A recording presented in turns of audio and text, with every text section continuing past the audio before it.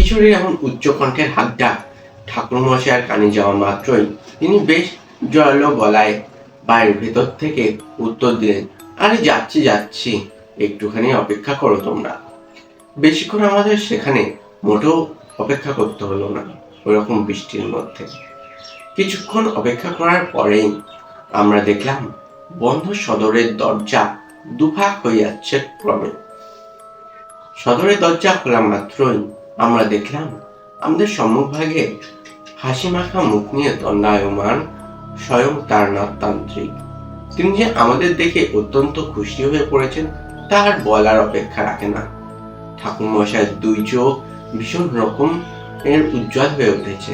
তিনি হাসতে হাসতে বললেন, আরে এসো এসো, তোমরা এবার ভেতরে ঢুকে এসো। বলি আর কতক্ষণ বাইরে দাঁড়িয়ে থাকবে?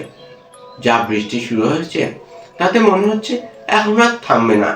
এভাবে বৃষ্টির মধ্যে একটানা মোটেও দাঁড়িয়ে থাকা উচিত নয়, না হলে তোমাদের শরীর খারাপ হতে পারে। হ্যাঁ চলুন চলুন, ঠাকুর মশাই এবার বরং বাড়ির অভ্যন্তরে প্রবেশ করা যাক। এই কথা বলে আমি আর কিশোরী এবার ধীরে ধীরে ঢুকে এলাম ঠাকুর মশাইয়ের গৃহে। আমরা প্রবেশ করার মাত্রই তিনি ফের সদর দরজায় আগল তুলে দিলেন।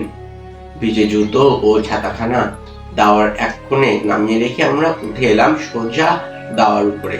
তারপর তক্তপোষের ফাঁকা জায়গায় এসে বসলাম। ঠাকুরমশাই আমাদের দিকে তাকিয়ে বললেন, তোমরা এখানে বসো, বসে একটু জিরিয়ে নাও।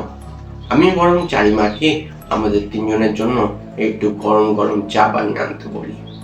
এই কথা বলে ঠাকুরমশাই এবার রন্ধনশালার মুখ করে হাঁক ছাড়লেন তার কন্যা চারির উদ্দেশ্যে।